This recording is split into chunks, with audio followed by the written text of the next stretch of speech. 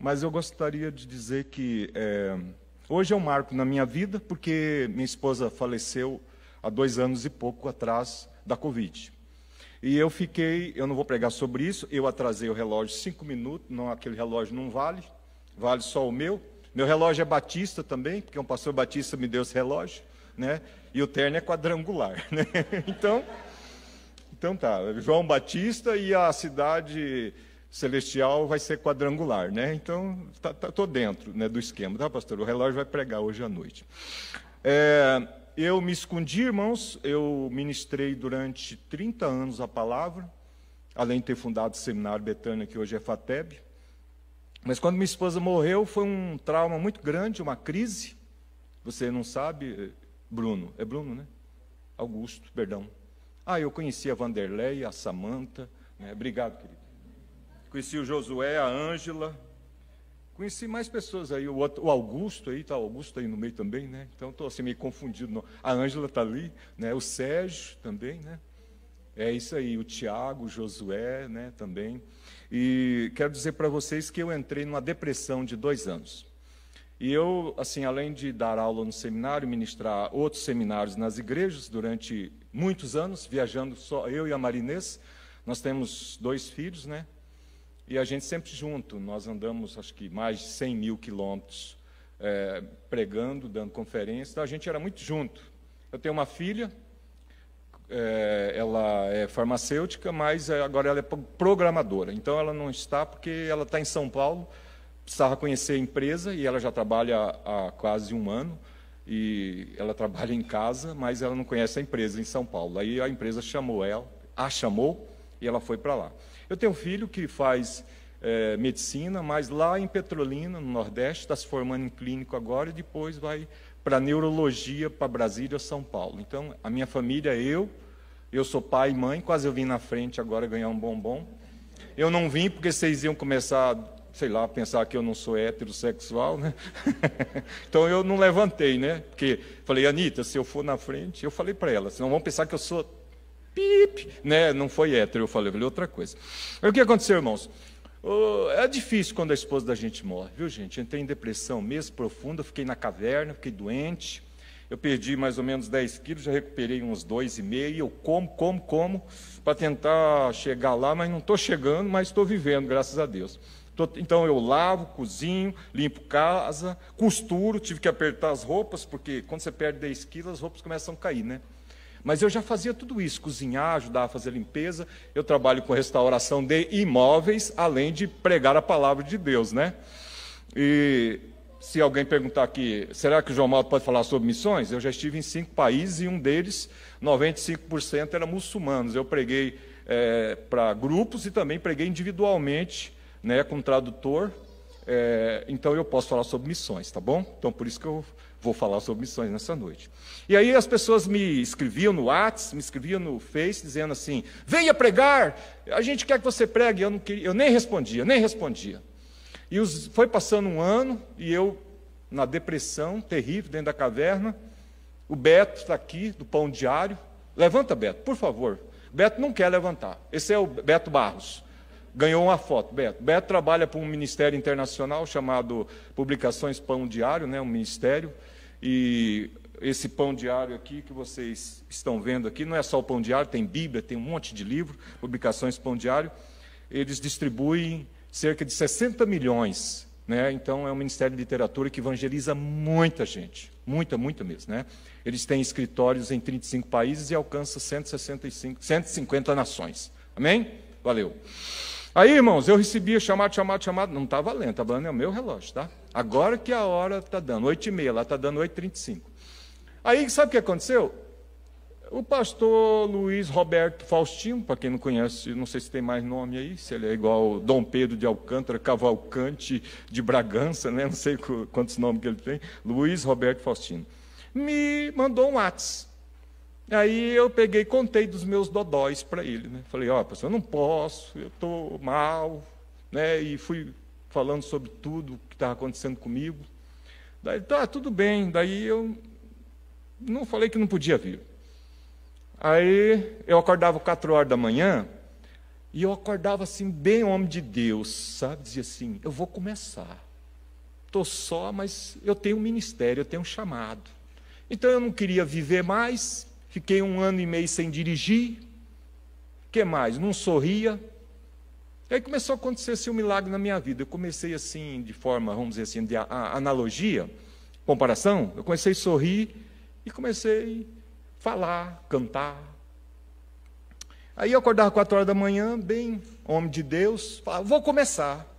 Mas quando eu dormia mais um pouco, até 7h30, aí eu falava, não vou não, eu não sou, não está na hora, sabe? Aí não passava mais um dia, eu vou, 4 horas da manhã. Aquela voz, volte para a corrida, diga não ao comodismo e volte para a corrida. Né? E eu dizia, vou voltar, 7h30 da manhã, não, eu não vou voltar não. Né? Aí, quando o pastor me ligou, ficou esse negócio marcado. Se vocês acham que o pastor, não sei o que vocês pensam do pastor Luiz Faustino, né? Mas ele foi o start para a glória do nome do Senhor. Eu não, sabe? Eu estou honrando a pessoa do pastor porque Jesus honrou João Batista, falando que dos homens nascidos de mulher ele era o maior, né? Se vocês acham alguma coisa assim, né? Então eu gostaria de dizer que hoje, dia 14, eu fui para Brasília, pagaram a minha passagem de avião de volta, lá estadia, e eu tive que ir, falei um pouco, mas muito pouco, em público. Então eu estou enferrujado, hoje eu estou precisando de um W40 do céu, que é um óleo que desenferruja, para pregar para vocês em nome de Jesus. E para marcar esse dia, pastor, quis fazer isso em público para glorificar o nome do Senhor. Quero que a gente lembre que no dia 14/5 eu voltei, depois de 2 anos, enferrujado, a ministrar a palavra de Deus, sobre missões. Então está um presente para você e para a Rita. No final vai ter uma foto, tá bom? Amém? Abram comigo no Evangelho de João, no capítulo 4, no versículo 31 a 36. Eu vou tentar ser o mais rápido possível. Eu vou falar 50 minutos, tá bom? Não sei, de repente, se alguém quiser levantar e ir embora, fazer o quê, né? Eu fico pregando sozinho aqui, a Anitta falou que fica. Eu falei, tá bom, então. Eu prego junto com ela, né? Evangelho de João, capítulo de número 4, versículo 31 até o 36. O pastor Hernandes Dias Lopes disse que o melhor do sermão é a leitura da Bíblia. Então, vou ler, daí eu já fiz o melhor, né? Está escrito assim, você sabe que Jesus está ali no tanque, né? E na fonte de Jacó, cansado, ele tem um tempo com aquela mulher samaritana, e os discípulos vão lá comprar comida. E aí, no finalzinho, os discípulos chegam com a comida, com as marmitex, eu acho, né? Então, está aqui. Nesse interim, os discípulos lhes rogavam, dizendo, mestre, come. Mas ele lhes disse, uma comida tenho para comer, que vós não conheceis. Diziam, então, os discípulos uns aos outros, ter-lhe-ia, porventura, alguém trazido o que comer? Disse-lhe Jesus, a minha comida consiste em fazer a vontade daquele que me enviou e realizar a sua obra. Não dizeis vós que ainda há 4 meses até a ceifa? Eu, porém, vos digo, ergue os olhos e vede os campos, pois já branquejam para a ceifa. O ceifeiro recebe desde já a recompensa. Desde já ele recebe a recompensa. E entesoura o seu fruto para a vida eterna. De Sarte se alegram, se jubilam, né? Tanto o semeador como o ceifeiro. Amém? Vou tirar esse paletó aqui porque eu transpiro muito quando ministro. Isso é normal, eu não vou estar morrendo não, tá bom? Irmãos, eu vou falar muito de missionários que não são da nossa nação. Trabalhei com uma organização internacional, que é a Missão Betânia, Beam Bethany International, né? E então eu conheço muitas histórias de missionários. E eu pensei, essa igreja batista bíblica tem missionários, ouve muito sobre missões, então eu vou lá só para testemunhar algumas coisas que talvez vocês já sabem, ou quem sabe, se você não sabe, vai ser bom você saber, né? Mais ou menos em 1806,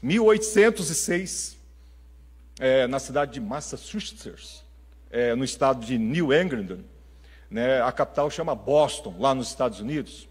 5 jovens se reuniam numa fazenda próximo da cidade. E eles reuniam para orar por missões. Sempre, constante. Aqueles 5 jovens sempre reuniam, em 1806. E um dia eles se reuniram para orar e de repente um temporal caiu. E eles oravam por missionários, né, pelos campos necessitados. E aí naquele dia a chuva caiu e eles saíram correndo. Era dentro de uma fazenda, próximo da cidade, e eles se esconderam num monte de feno.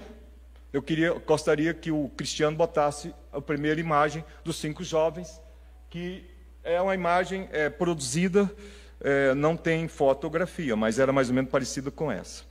E aí eles se esconderam num monte de feno, e naquele dia aconteceu algo extraordinário na vida desses rapazes. Eles oravam para que outros missionários fossem, mas naquele dia aconteceu um impacto diferente no coração deles. O Senhor inspirou a eles de que eles deviam orar por eles mesmos e dizer: Senhor, nós estamos orando pelos outros, mas será que o Senhor não quer levantar do meio de nós algum missionário para fazer a obra do Senhor nos confins da terra? Era uma época que os norte-americanos não tinham enviado ainda missionários para outra nação, em 1806. Ali foi o start, o início de tudo isso, né? Aí a chuva caindo e eles orando, e ali eles começaram a orar por eles. E tinha um dos jovens chamado Adoniram Judson. Para quem estuda missões, vai saber quem é Adoniram Judson. E ele foi tocado para que ele fosse trabalhar como o primeiro missionário norte-americano na Birmânia, que hoje chama Myanmar, o nome do país, né? Ele abre as portas em termos de missões norte-americanas, como o primeiro missionário a ir para uma terra estranha, desses 5 jovens. Então, o que aconteceu? Passaram-se 73 anos, missionários continuaram sendo enviados, tanto dentro dos Estados Unidos para outros estados, como para fora, mas não era em larga escala. Mas aquela reunião, irmãos, daquele dia de chuva, foi marcado. Eles chamavam-na de Haystack Prayer Meeting, que traduzido na língua portuguesa quer dizer reunião de oração no palheiro, sabe, na palha. Aí ficou marcado aquele dia, porque o Adoniram foi o primeiro missionário a ser convocado pelo Senhor para ir para a Birmânia, né? Foi muito forte. O que aconteceu? Esse nome ficou gravado, reunião de oração no palheiro, Haystack Prayer Meeting, né? 73 anos depois, olha o que aconteceu. Nesse lugar já não era mais fazenda, já era cidade já. E aí, já sabia que aquele local era o local onde tinha começado tudo. Eles levantaram um monumento bem no local onde estava o monte de feno, de palheiro, que esses rapazes estavam orando, e colocaram um memorial de lembrança, 73 anos depois. Aí já não é 1806, já é 1879. E aí, naquele dia, resumindo, um irmão, diante de uma multidão, naquele momento de consagração daquele local, ajoelhou no chão, e ele orou assim, resumidamente falando: Senhor, faça de novo o que fizestes em 1806. Resumindo. E aquela oração foi assim impactante naquele dia, naquele momento, que daí, irmãos, inflamou praticamente toda a nação norte-americana. Já nos primeiros anos, cerca de 20 mil homens e mulheres receberam o chamado para trabalhar em outras nações. Inclusive o Brasil recebeu missionários também, depois desses anos todos. 80 mil também se entregaram para a obra de ministérios, para fazer a obra de Deus, pastoral, evangelística, de ensino, e assim como está lá em Efésios. Esses 80 mil, um deles chamava Edward Kimball. Edward Kimball. Ele era um professor de escola bíblica dominical. Tem algum professor de escola bíblica dominical aqui assim? Tem. Amém, tem. Deus usa professor de escola dominical. Esse homem dava aula na escola dominical na igreja dele. E a mensagem de hoje à noite, irmãos, é vida contagiando vidas. Amém? Porque 5 jovens começaram tudo até chegar no Edward Kimball. E vocês vão saber como que Deus usa vidas, como se fosse uma corrente missionária, né? Edward Kimball, durante a semana, saiu e foi até uma sapataria. Sabe quem ele encontrou nessa sapataria? Um jovem vendedor chamado Divine Moody. Vocês já ouviram falar de Moody? E ele falou do amor de Jesus para Moody. Eu quero dizer que esses professores de escola bíblica dominical também são usados pelo Senhor para ministrar a aula, mas também são testemunhas de Jesus. E sabe, que bom que o Edward Kimball foi na sapataria falar do amor de Jesus. Essa semana mesmo eu evangelizei um médico, evangelizei uma pessoa na 15 também. Então assim, eu também sou contagiado por isso, né? Aí Moody, irmãos, a história diz que Moody, na sua vida, nas suas campanhas, ele levou praticamente 1 milhão de pessoas a Jesus. Coisas assim que eu fico pensando, Senhor, eu queria fazer algo parecido com isso, né? E quero continuar fazendo para a glória do nome dele.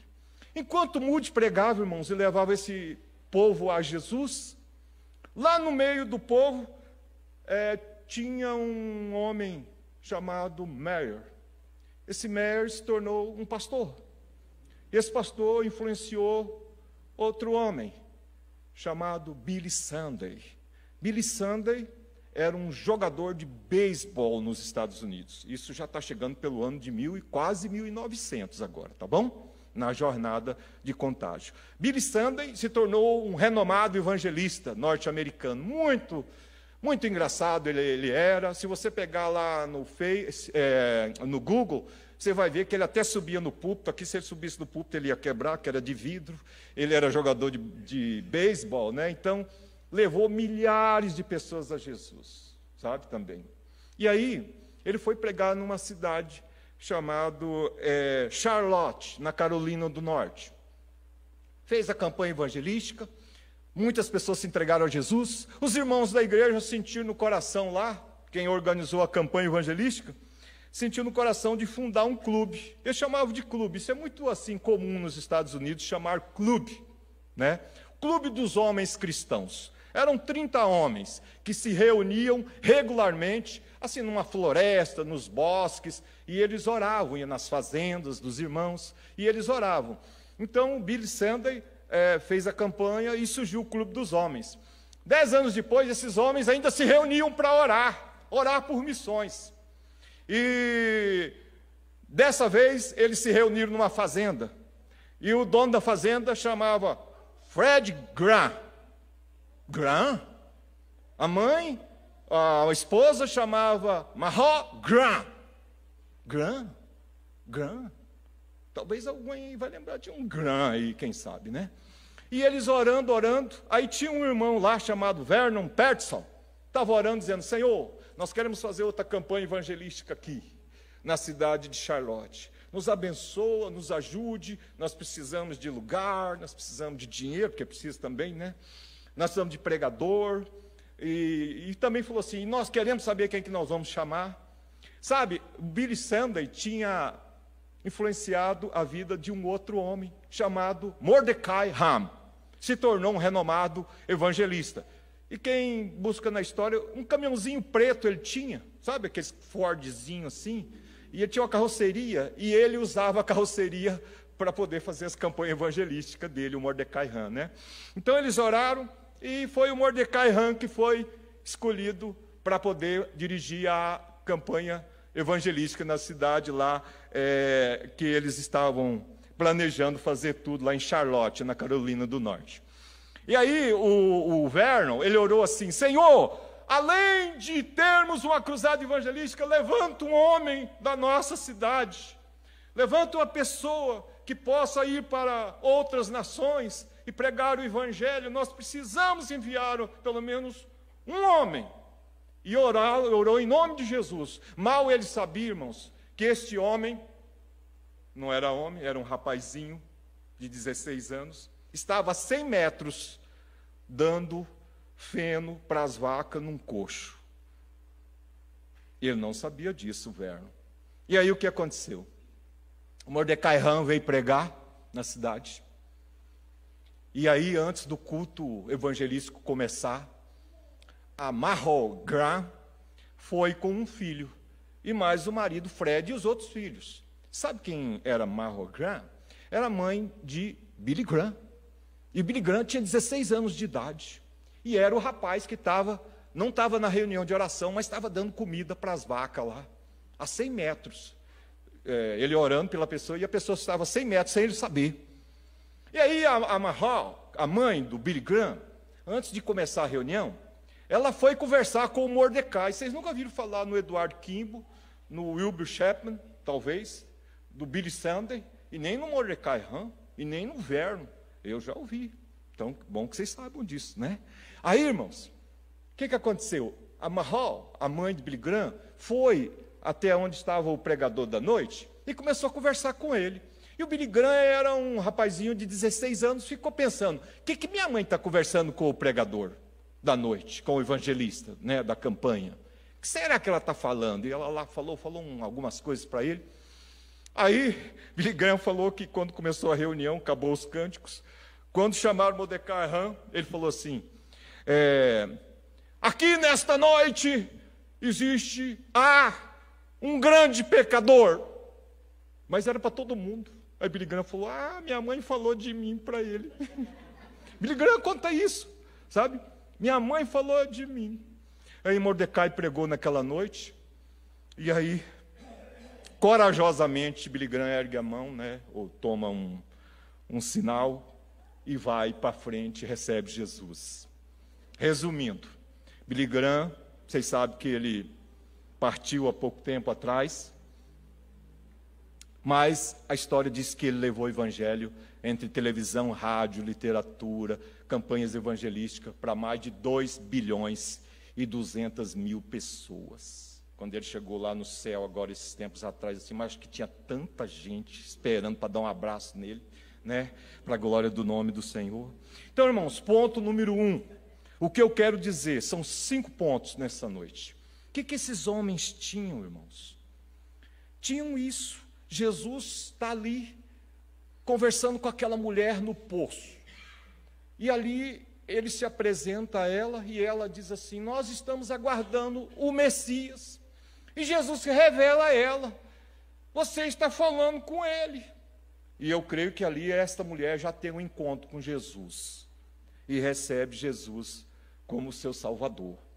E ela não ficou ali naquele momento, não.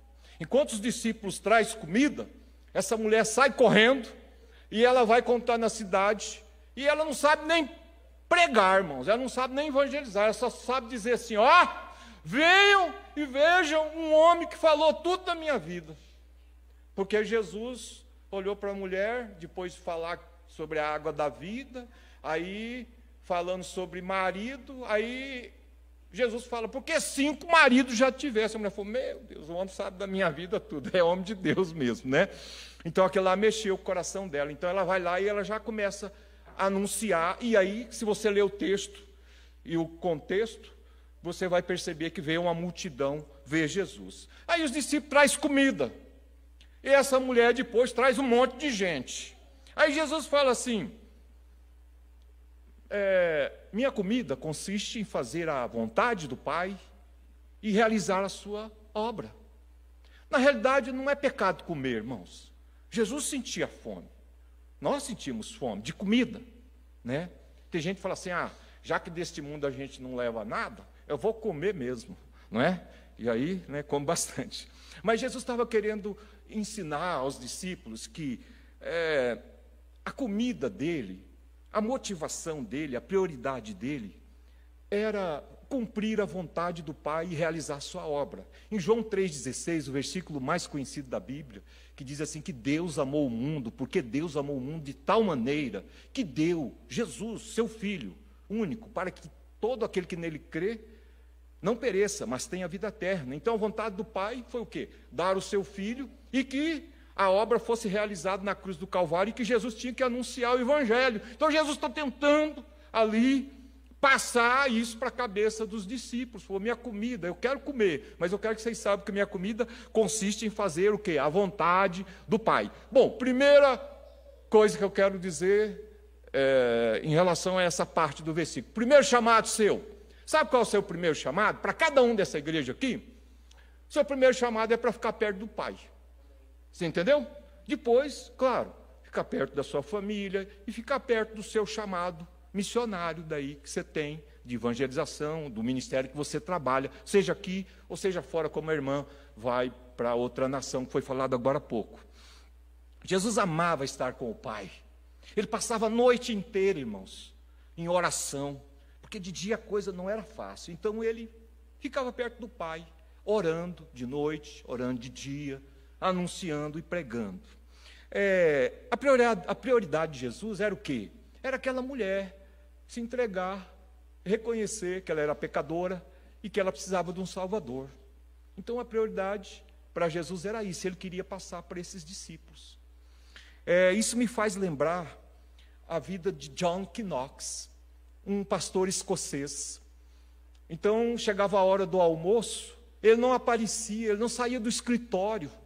A mulher chegava e dizia assim, John, está na hora de comer. Ele dizia assim, como comer? Mulher, se a Escócia está inundada da idolatria e do pecado, como que eu vou comer? E aí a oração do John Knox, o pastor escocês, era assim, Senhor, dê-me a Escócia, senão eu morro. E a história diz que ele ganhou milhares de escoceses para Jesus. Era pecado comer? Não era. Mas ele dizia, era hora de orar e era hora de jejuar por essas vidas. O que eu quero dizer para vocês, irmãos, é que não falta método. O que falta para nós, sabe o que é? É obediência, amor. Sabe, uma paixão mais elevada por aquele que está caído, por aquele que está sem Cristo. É isso que Jesus quer dizer. A prioridade da obra da evangelização, da missão, é essa para cada vida. Então, irmão, não é quanto o que eu sei de Bíblia, só exatamente, mas o tanto que eu pratico, quando ele diz, ide por todo mundo, ou que minha comida não consiste em apenas comê-la, mas fazer a vontade do Pai. Então, irmãos, evangelização não é um programa, evangelização é uma paixão, é um amor mais elevado, é algo extraordinário que só o Espírito Santo faz na nossa vida. Eu quero dizer para vocês que eu não tenho mais, assim, quantas pessoas já se entregaram a Jesus através da minha vida, através da vida da minha esposa. Eu perdi a conta de pessoas que foram capacitadas tanto na FATEB e tanto nos seminários que eu dei e nas obras de evangelização que nós fizemos neste país e fora desse país também, para a glória do nome dele. É uma alegria imensa poder participar, ela é indescritível. E eu resumiria nas palavras de outro João, porque eu sou João, John Henry. Ele dizia assim, a alegria de ganhar uma alma é indescritível. Quando ganhamos uma alma, ficamos possuídos de paixão pelas almas. Ganhe uma e você desejará uma multidão, ele dizia. Irmãos, mas isso não para, irmãos, na pessoa de Billy Graham. Eu quero continuar. Mais ou menos pelo século XVIII, tinha lá na Inglaterra um homem de Deus chamado John ou João Wesley. A Inglaterra também estava inundada pelo pecado, sabe? E precisava de que alguém fosse levantado pelo Senhor para anunciar o Evangelho lá em Londres e todo o país de Gales. Para dar o currículo de John Wesley para vocês. Durante toda a sua vida, ele pregou 44 mil vezes. 44 mil vezes. É um bom currículo. Ele viajou a cavalo 500 mil quilômetros. Vocês sabem o que é vir de São Paulo a Porto Alegre 500 mil vezes a cavalo? Não é de carro e não é de avião, mas ele fez isso durante a vida toda, pregando o Evangelho de Jesus. E era um homem de oração também, além de ser um pregador da palavra. E a oração mais conhecida de John Wesley é essa, e você talvez conhece. Ele dizia assim: Senhor, dá-me 100 homens, ou mulheres, eu diria hoje, que não temam outra coisa senão o pecado, não amem outra pessoa senão a Deus, e eu abalarei o mundo. Não me importo se eles são pastores ou leigos, com eles eu devastarei o reino de Satanás e edificarei o reino de Deus. Essa era a oração de John Wesley, irmãos.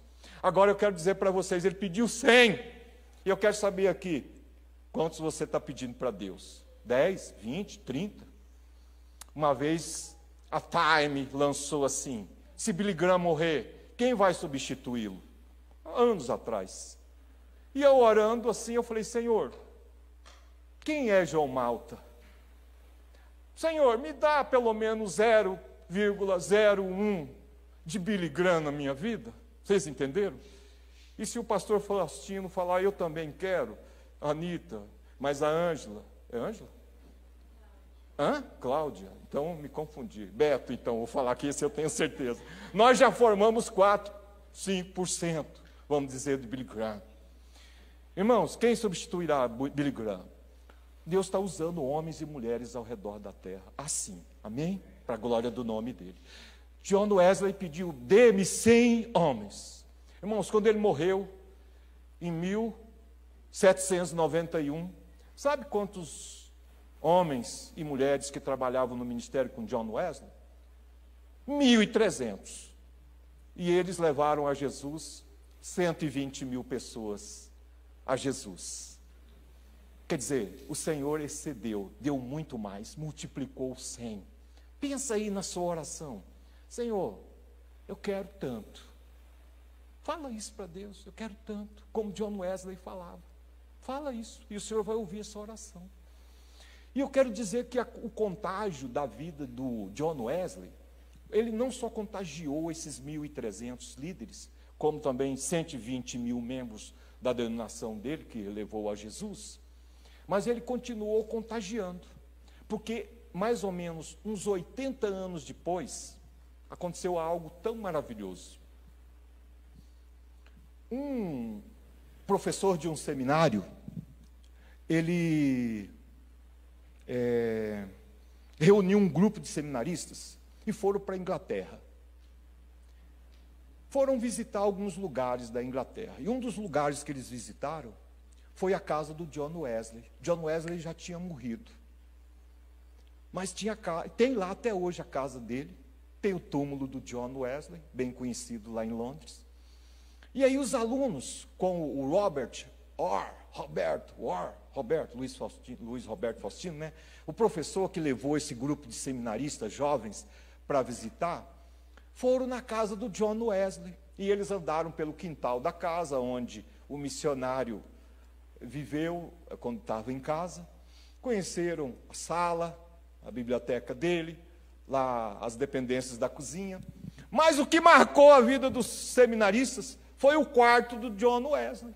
Aí quando chegou, entraram dentro do quarto, tinha a cama, tinha os armários lá, mas um dos seminaristas olhou e falou: professor professor, o que é aquilo ali no chão? Está tão gastado, comido assim, o chão estava assim, raspado, sabe? Gastado, melhor dizendo.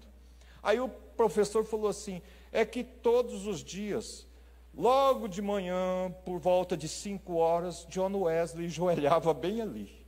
E foi tantos anos de joelho, assim, de manhã, praticamente, quando ele estava em casa, que o local tinha se desgastado. Aquilo lá mexeu com a vida dos seminaristas, sabe? Falou: nossa, não era só um bom pregador, mas era um homem de joelho, um homem de oração também. Irmãos, mesmo depois de morto, o homem ainda continuava pregando, mostrando que era um homem de oração também. Ouviram aquilo, todos os seminaristas vão para a van, para poder ir para outro lugar. Quando entra na van, o professor conta: 1, 2, 3, 4, 5, 6, faltou um. O que aconteceu? Faltou um. Aí o que aconteceu, irmãos? Ele voltou para casa e foi procurando pelos cômodos para encontrar o único aluno que tinha desaparecido, o único seminarista que não tinha entrado dentro da van. E ele foi caminhando, de repente ele escutou, alguém estava começando a orar. E ele foi bem quietinho, estava no quarto do John Wesley. E esse seminarista ajoelhado no mesmo lugar onde John Wesley ajoelhava durante, dezenas e dezenas de anos, esse aluno de joelho, orando. E ele entrou, o professor Robert, entrou quietinho e não quis interromper, porque o rapaz estava orando, o seminarista. E o seminarista dizia assim: Senhor, eu entrego, Senhor, entrego a minha vida a Ti, mas faz de novo, eu estou pronto para Te servir, viver para Ti. Irmãos, ele orava dizendo assim: o que o Senhor fez na vida de John Wesley, eu me entrego, estou pronto para viver essa vida, e eu quero que o Senhor repita o que o Senhor fez na vida do John Wesley e na minha vida. Quando ele acabou de orar, o professor Robert falou: Billy Graham, está na hora, rapaz, vamos embora. Irmãos, mesmo morto, o homem ainda fala, o homem ainda contagia para a glória de Deus. Quem aqui nessa noite já disse ou está dizendo: Senhor, eu me entrego, eu quero cumprir o propósito do Senhor na minha vida, eu quero fazer a vontade do Senhor na minha vida. Segunda coisa, eles tinham uma visão cheia e uma visão elevada dos campos, porque Jesus disse assim: erguei os olhos e vede os campos que estão brancos. O que quer dizer o texto aqui, irmãos? Que pessoas estão já maduras para serem colhidas. Então Jesus está dizendo: vocês estão dizendo que a colheita, a ceifa é daqui 4 meses, né? Natural, a comida. Mas eu quero dizer que o campo espiritual, o da evangelização, já está branco, já está maduro, é só chegar lá para colher. Uns estão verdes, outros, quem sabe, já até caiu no chão, mas ainda tem muito campo, muito fruto que está maduro, que a gente pode chegar e colher. É isso que Jesus está fazendo. E Ele está querendo dizer assim para nós, para que a gente pudesse parar de olhar só para nós.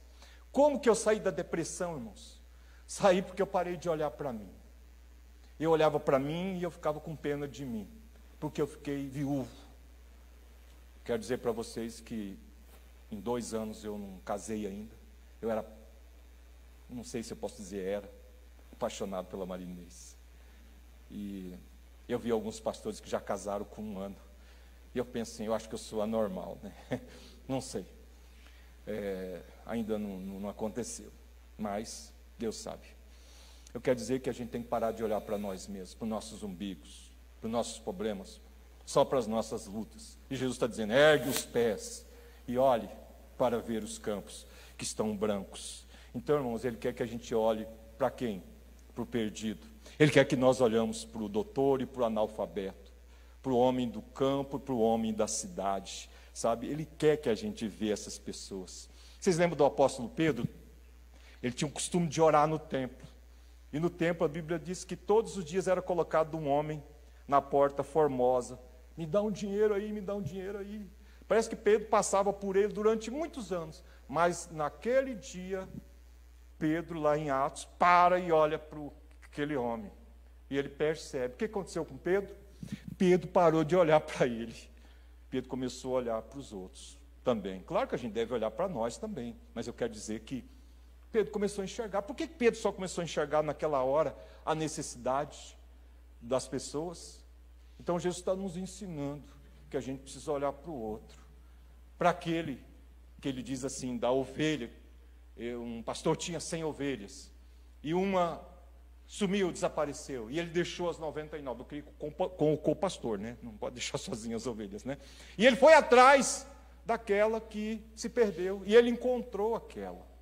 Jesus fala da dracma perdida, da mulher que varreu a casa e acendeu a candeia até achar a moeda, o dinheiro. Então ele está querendo dizer assim, vamos atrás daquele que perdeu. A gente não pode ficar contente só com o filho que ficou em casa, mas temos que ser como aquele pai que fala em termos de analogia, aquele pai que fica aguardando o filho que vai chegar, que é o filho pródigo. Então ele está dizendo, vamos olhar para isso, vamos tirar os olhos de nós, vamos olhar mais para isso. É isso que nós devemos fazer. Irmãos, são mais de 3 bilhões de pessoas que estão aí neste mundo para serem vistas por nós e levarmos o Evangelho de Cristo Jesus. E a gente precisa fazer isso. Aí você vai entender agora por que eu botei essa placa aqui. Um homem que entendeu sobre os campos brancos foi um tal de Carlos Studd, um inglês. Ele era jogador de cricket, um homem muito rico, de família nobre na Inglaterra, em Londres. Moody foi pregar na cidade dele, e ele foi no culto. E Moody naquela noite pregou sobre os campos que estavam brancos, que precisava de missionários. E Charles Studd estava naquele culto. E assim, para desespero da família dele, não da mulher e dos filhos, mas da nobreza lá, ele aceita. Ele fala, eu vou deixar tudo e vou ser um missionário. E a história diz que ele foi embora da Inglaterra e ele foi para a Índia, ficou 10 anos pregando o Evangelho na Índia. Depois o Senhor chamou ele para a China, ficou 6 anos na China pregando o Evangelho, ele e a família dele. Aí, irmãos, ele ficou doente, teve que voltar para a Inglaterra, e ele já estava chegando quase aos 60 anos de idade daí, nesse tempo. Aí o povo dizia assim, agora Charles Studd não vai mais para o campo missionário. Ele vai se aposentar. Ele voltou doente. Agora é hora de descansar. Está aos 60 anos. É hora de parar. Ele vai ficar quieto. Está doente também. Aí o que aconteceu com ele, irmãos? Ele sarou, melhorou. As enfermidades desapareceram, o Senhor curou ele. E aí, está ele lá de novo, com o coração inflamado, com aquilo que Moody tinha falado no culto. Os campos continuavam brancos, ele já tinha ido para a China, para a Índia. E aí ele está andando nas ruas de Londres um dia. E aí na rua de Londres tem um cartaz na rua. Está escrito aqui, para quem não sabe ler português, canibais querem missionário. Rua tal, número tal. Não sei onde que era, só sei que era esse cartaz que estava lá. Canibais querem missionário. Ó, irmão, vou falar uma coisa. Se fosse eu falava assim, eu nem vou nessa reunião. Porque aí eles falaram que era o continente africano. Porque havia o hábito cultural de comer carne humana, bem fresquinha, né? Então, naquela noite, Carlos Studd, novamente, reentregou sua vida à obra do ministério. Foi embora para a África e ficou 18 anos pregando a palavra de Deus. Não me pergunte qual país, porque agora eu não estou lembrando. Morreu na África, pregando o Evangelho. Estabeleceu igrejas, uma missão chamada Missão Amém, que hoje tem 2.300 membros trabalhando para essa organização missionária. Então ele tinha uma visão dos campos. E uma das frases que Carlos Studd dizia era, se Jesus Cristo é Deus e morreu por mim, nenhum sacrifício é demasiadamente grande que eu não possa fazer por ele. Ele entendia o que era o campo branco. Essas irmãs que falaram aqui sobre o trabalho aqui, que eu perdi a expressão, que não pode falar, mas que nós ouvimos, vocês estão entendendo o que é o campo branco. Glória a Deus por isso. Outro missionário chamado David Bryant disse assim, para mim, não importa onde eu vivi, ou que dificuldades atravessei, contanto que eu tenha ganho almas para Cristo. Irmãos, que eu e você pudéssemos entender isso, que a gente precisa levantar os pés e olhar e ver o quê? E ver os campos brancos. E ver aquele que está caído. Uma vez deu um terremoto aqui num país, Caiu um prédio, desabou. E tinha gente dentro do prédio. E aí chegou o corpo de bombeiro, todo e trabalhando para tirar os entulhos, trabalhando, e algumas pessoas também ajudando, porque estava tirando gente viva. E aí tinha um homem de braço cruzado, só assistindo, não fazendo nada, sabe? E aí tirando, todo mundo trabalhando, e ele só assistindo. E não era só os bombeiros, mas o povão estava ajudando. Mas esse homem estava de braço cruzado. Aí alguém falou assim: rapaz, você não sabia que teu irmão estava dentro desse prédio? Sabe o que aconteceu? Ele descruzou os braços, saiu correndo e começou a ajudar a tirar os entulhos. É o que Deus está falando para nós. Descruze o braço, porque teu irmão está lá dentro daquele prédio. Ele ainda não é teu irmão. Ele é uma criatura de Deus, mas ele é uma obra-prima de Deus, que tem a imagem e semelhança quebrada, né? Que quando ele entregar o coração para Jesus, ele vai virar o teu irmão. Então vamos descruzar o braço e vamos lá e vamos entender o que é o campo, né? Que a gente precisa fazer. Então, irmãos, não é errado você levar a sua profissão a sério. Você trabalha de quê? Você é professor? Não é professor de química? Lucas, é isso? Isso. Você é construtor? Tem problema. Você trabalha na área de vendas? Tem problema. Você é cabeleireira? Né? Você é engenheiro? Não tem problema. Temos que levar nossas profissões a sério, eu sei disso. Mas o Senhor está nos chamando também para dizer: onde você estiver, é o seu campo. Você já sabe disso, você já entende disso. Eu não precisava nem falar isso, mas nós temos que relembrar. Relembrar porque o Senhor está nos assistindo. Ele está sentado à direita de Deus Pai e intercede por nós. Está nos vendo, inclusive. Está nos vendo. Tem hora que eu oro e falo: Senhor, se o Senhor puder, fala para a Marinês que eu estou bem agora, eu melhorei. Porque eu não posso olhar para o lado de lá no descanso de Deus, mas Ele olha para o plano que o pastor falou, nesse plano, né? Ele olha para a terra e Ele olha lá, onde está a Marinês, claro, e toda a eternidade que já se partiu, uns para a salvação e outros para a perdição, não é? Então Ele olha para isso. Então Ele está olhando para mim, está olhando para você. Lembro que teve uma guerra nos Estados Unidos, e aí, eu não sei contra qual nação, um tempo antigo aí.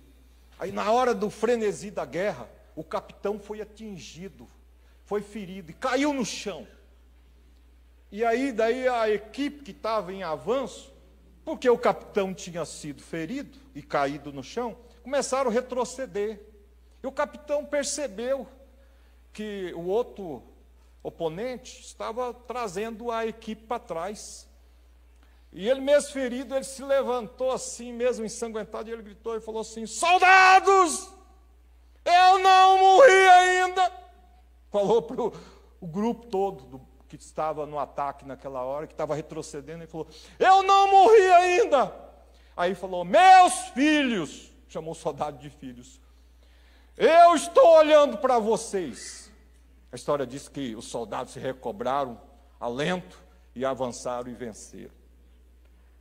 Então eu quero dizer que o Senhor Jesus está sentado à direita de Deus Pai e está dizendo: eu estou olhando para vocês e eu estou intercedendo por vocês. É isso que Ele está fazendo para a glória do nome dEle. Amém? Eles tinham um compromisso de ceifar. Estou quase chegando lá. Irmão, vocês lembram? Tinha um homem chamado William Booth. Este homem fundou um ministério chamado Exército da Salvação. Vocês lembram quando caiu as torres gêmeas nos Estados Unidos? Lá do World Trade Center, é isso mesmo o nome? Sabe quem chegou primeiro para socorrer o povo? Não foi o corpo do bombeiro, nem foi a polícia. Foi o Exército da Salvação que chegou primeiro. E esse homem, William Booth, foi o homem que fundou isso em 1800, essa organização missionária. E ele dizia assim: vão pelo mundo afora, para os seus soldados, né? Pelos capitães. A mulher dele, Catherine, chamava de marechala, porque eles tinham posições, né? E ele era o general, né? Dentro do Exército da Salvação. Então ele dizia: vão pelo mundo afora, e procure os piores, os bêbados, procure as prostitutas. Ele dizia assim: procure os piores, e levem o nome de Jesus, assim que ele falava para eles. Aí um grupo foi para um lugar, evangelizava e não ganhava ninguém para Jesus. Aí voltava e falava assim: Senhor, ninguém se entrega. Ele dizia: então vamos orar, vamos orar, vamos orar. Aí ele dizia: ore, ore, ore, ore. Vamos ter o compromisso de continuar a ceifa, que Jesus está dizendo, o compromisso de ceifar. Aí passava mais um tempo, eles voltavam e diziam assim: Senhor, ninguém se converteu. Ele falou: então agora não é só orar, é orar e chorar. E eu vou dizer para vocês, quando eu preparei essa mensagem, eu chorei. Eu ainda choro ainda. Sabe? Deus usou sempre homens e mulheres na história, esses homens e mulheres radicais que vocês ouviram. Eles eram homens de choro, irmãos. Eles tinham um coração assim, que era quebrantado. Charles Spurgeon dizia assim: antes de ser um homem de pregação, você tem que ser um homem de choro. Você tem que chorar pelas almas. Daí depois você vai pregar. Depois você vai anunciar o evangelho depois que você chorar. E aí, chegando ao final, tem um salmo que diz assim: os que com lágrimas semeiam, com júbilo ceifarão. Quem sai andando e chorando enquanto semeia, voltará com júbilo, trazendo seus feixes. A história diz que George Whitefield e Moody chorava enquanto pregava o evangelho. E esses homens, Jesus diz lá no texto, na última parte, diz assim, que eles tinham alegria, na penúltima parte, de poder conduzir pessoas a Cristo, a Ele. Eles tinham alegria, eles tinham júbilo. E você sabe o que é júbilo? Júbilo é excesso de alegria.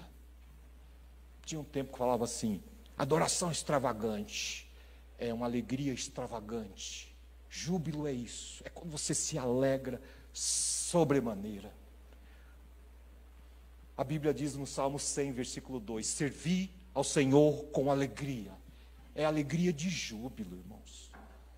E a Bíblia diz assim que quando aquele homem encontrou aquela ovelha perdida, a Bíblia diz que ele se alegrou e jubilou. Assim, ele deu júbilo no coração dele. Ele teve uma alegria extravagante, excesso, um amor elevado pelaquela ovelha que ele encontrou. Ele ainda chama os vizinhos: se alegrem comigo. E aí a Bíblia diz assim que maior júbilo há no céu por um que estava perdido e foi encontrado, do que 99 justos.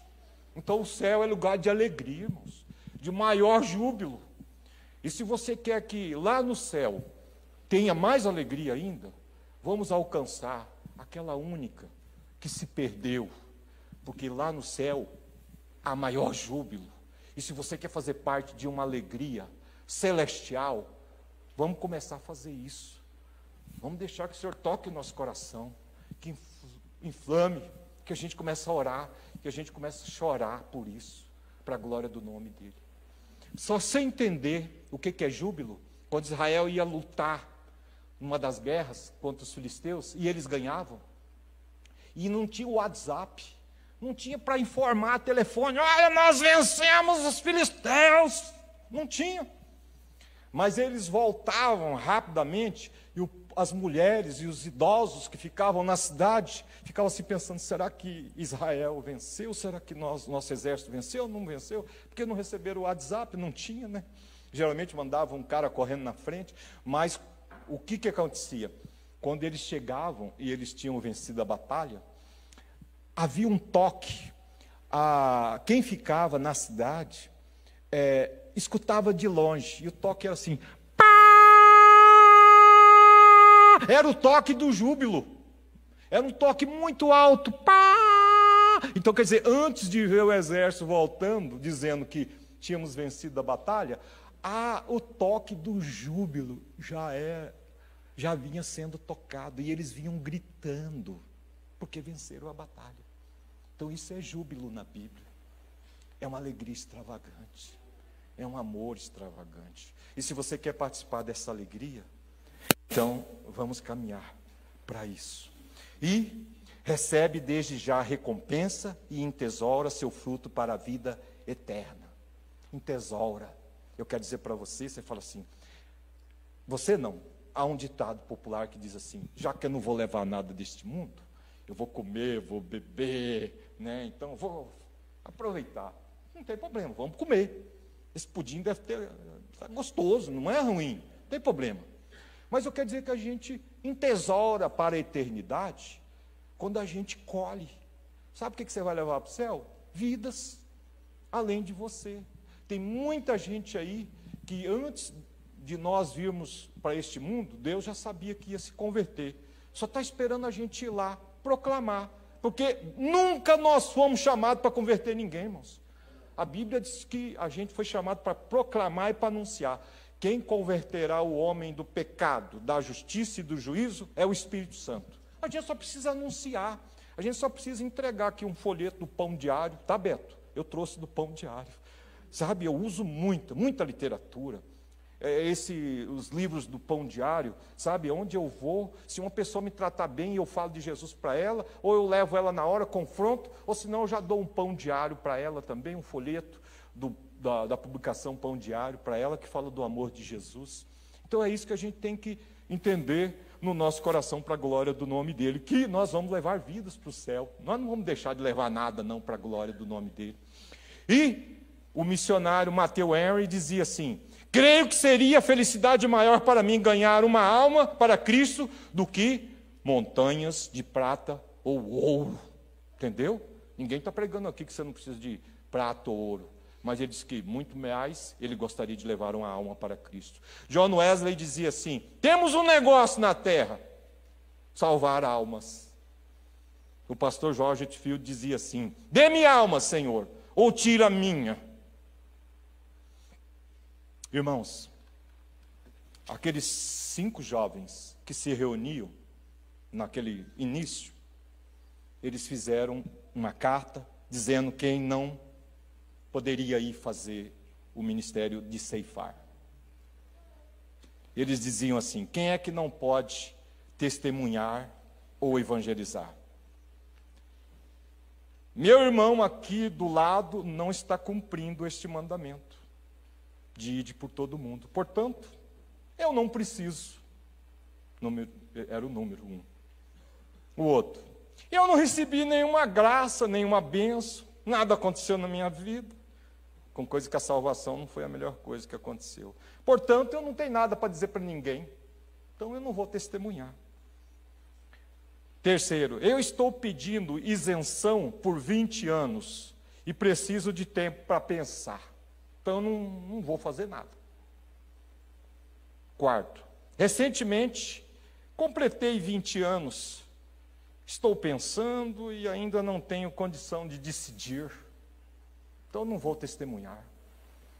E o último ponto, eu sou totalmente incapacitado. Não posso ir. Vivo numa cadeira de rodas. Pode passar o filme, irmão? Aí nós terminamos a mensagem. Você já conhece, mas encaixa. Cristiano, você está aí? Tá, né? Espero que eu não tenha ido embora, viu, pastor? Passa o filme que você O que torna uma pessoa extraordinária? Suas habilidades? Seu talento? Ou simplesmente seu sorriso?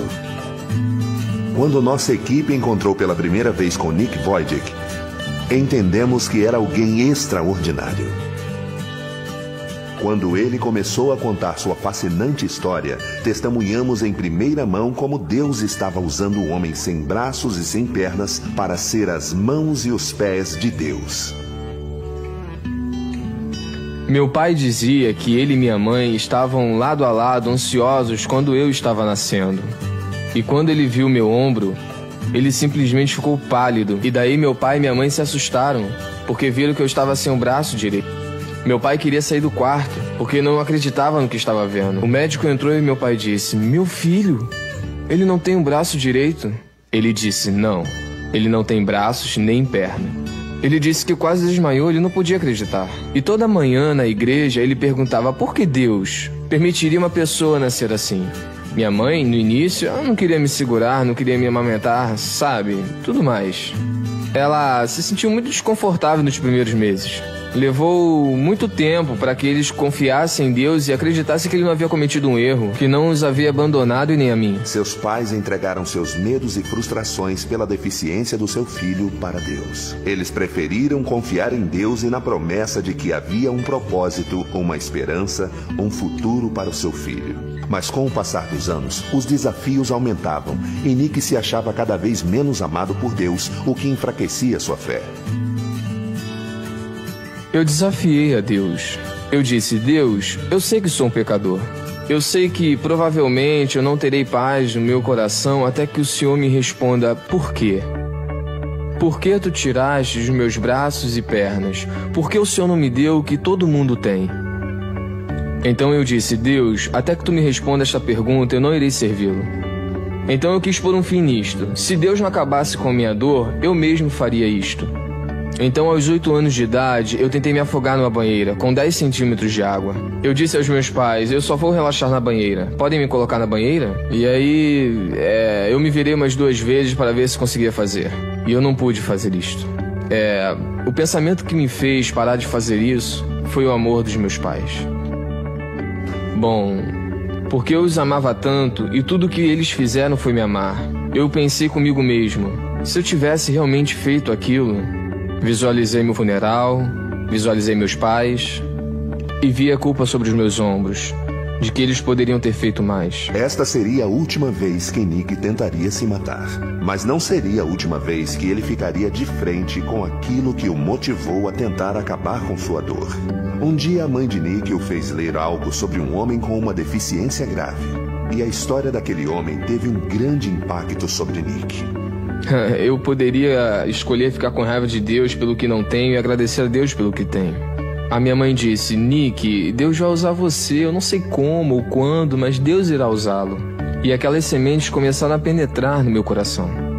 E foi aí que comecei a ver que não há sentido em ser completo do lado de fora quando se está quebrado no interior. E descobri que Deus pode curá-lo sem mudar a sua circunstância. Eu dei a minha vida para Jesus Cristo quando eu li João 9, aos 15 anos de idade. Quando um homem, passando numa vila, e o homem, um cego de nascença, Jesus o viu e as pessoas perguntaram, por que este homem nasceu cego? Jesus disse, foi assim para que se manifestem nele as obras de Deus. Em 2 Timóteo 3,16 ele diz, toda a escritura é divinamente inspirada, e eu acredito que Deus inspirou em mim vida e fé. Esta fé veio sobre mim, esta paz veio sobre mim. Eu senti que Deus havia me respondido. Qual foi a pergunta e qual foi a resposta? A pergunta foi por quê? Por que me fizeste desta forma? A resposta foi, você confia em mim? Essa é a questão. E quando você diz sim para esta pergunta, nada mais importa. Mas o que foi especificamente para você que o fez dizer, Senhor, eu vou confiar na tua palavra porque sei que é verdade? Mesmo sem saber o que vai ser de mim amanhã. Certo. Porque não havia mais nada que eu pudesse encontrar. Não havia mais nada que pudesse me dar paz. Eu sabia que braços e pernas não me dariam paz de qualquer forma. Eu precisava saber a verdade a respeito de quem eu sou. Por que estou aqui? E para onde irei quando não estiver mais aqui? Eu não encontrei esta verdade em nenhum outro lugar, só em Jesus Cristo. E foi em Jesus Cristo que Nick encontrou forças para fazer o que muitos achavam impossível. É muito difícil ser forte quando as pessoas constantemente dizem que você não é bom o bastante. Você sabe, sai daqui, não queremos nada contigo, você é um João ninguém, você não pode fazer isso, você não pode fazer aquilo. Nick. Na vida, se você não conhece a verdade, então você não pode ser livre, senão você irá acreditar que as mentiras são a verdade. Uma vez que percebemos que quando lemos a palavra de Deus, você conhece a verdade a respeito de quem você é, eu não sou um homem sem braços e pernas, eu sou um filho de Deus. Eu fui perdoado dos meus pecados. Eu sou um embaixador do Rei dos Reis e Senhor dos Senhores. Eu não sou nada além de um servo do mais alto Deus. Isso não é sobre Nick e sua capacidade e sua habilidade de se tornar este conquistador. Eu não sou nada. Porém, Deus habita em mim. e agora eu vivo na força dele. E tudo aquilo que Jesus conquistou, eu conquistei. Eu creio que se Deus não lhe deu um milagre, você é um milagre de Deus para a salvação de outra pessoa. Eu agradeço a Deus por Ele não ter respondido a minha oração quando eu implorei a Ele por braços e pernas aos 8 anos. Porque imagina só, porque eu não tenho braços e pernas, Ele está me usando ao redor do mundo. E nós vimos até o momento, aproximadamente, numa estimativa conservadora, 200.000 almas virem até Jesus Cristo pela primeira vez nos últimos 6 ou 7 anos. E o que você prefere? Prefere ter pernas e braços aqui na terra, Nick? Não, eu quero a vontade de Deus. Eu prefiro não ter pernas e braços temporariamente aqui na terra para ser capaz de alcançar mais alguém para Jesus Cristo e passar a eternidade com Ele. Nos últimos 10 anos, Nick Void contou seu testemunho em 24 países para mais de 3 milhões de pessoas. Seja em estádios lotados ou para apenas uma pessoa, no coração de Nick Void, a mensagem é a mesma. Deus ama você. Ele não se esqueceu da sua dor. Ele não se esqueceu da sua família. E pode ser que enquanto você assiste essa entrevista, você comparou o seu sofrimento com o meu sofrimento. E não é aí que a esperança está. Saber que alguém mais, em sua opinião, está sofrendo mais do que você, não é aí que a esperança está, mas está no nome de Deus, no nome do Senhor Jesus Cristo. Esperança é quando você compara o seu sofrimento com o infinito e imensurável amor e graça de Deus. Isaías 40, verso 31 diz: Mas os que esperam no Senhor renovarão suas forças, subirão com asas como águia. Eu não precisei que a minha circunstância mudasse. Eu não preciso de braços e pernas. Eu preciso das asas do Espírito Santo. Eu estou voando porque eu conheço a Jesus. Ele me sustenta. Não desista de Deus, porque Ele não irá desistir de você. Aleluia. Ele é filho de pastor. Ele fez da sua deficiência seu ponto forte para falar de Jesus. Parou de olhar para ele mesmo. Já é casado, já tem filho, se você conhecer a história dele. E Deus está usando ele ao redor do mundo. 200.000 pessoas já se entregaram a Jesus, porque querem ver um homem que não tem braços e não tem pernas. E aí ele lota estádios, 27 países. Então ele parou de olhar para ele mesmo, que não tinha braço nem perna, mas olhar para Cristo e poder deixar Cristo usar a vida dele. Vamos ficar em pé então e vamos orar. Gostaria de chamar o pastor e a irmã Anita. Can me hear, please? Vem aqui, por favor. Pega um pouco disso daqui, dá um pouco pro teu maridão aí. Aproveita que ele está perto de você, né? Oremos. Senhor, em nome de Jesus, obrigado por essa noite. Agradecemos a Ti porque o Senhor é conosco. Agradecemos a Ti, Pai, porque só de eu ter lido ali aquela passagem, já foi a mensagem do Senhor.